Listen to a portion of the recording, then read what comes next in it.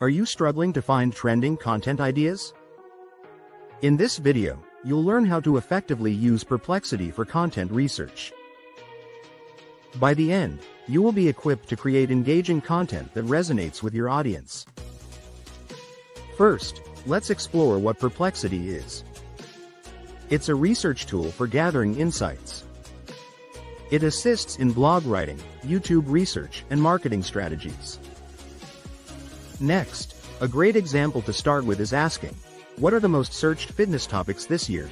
Perplexity retrieves valuable data with sources for your needs.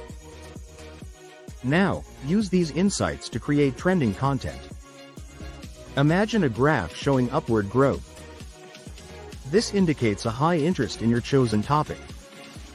Another example involves asking, what problems do small business owners face with social media? This gives you insights into current issues affecting your audience. This approach helps you write content people genuinely care about.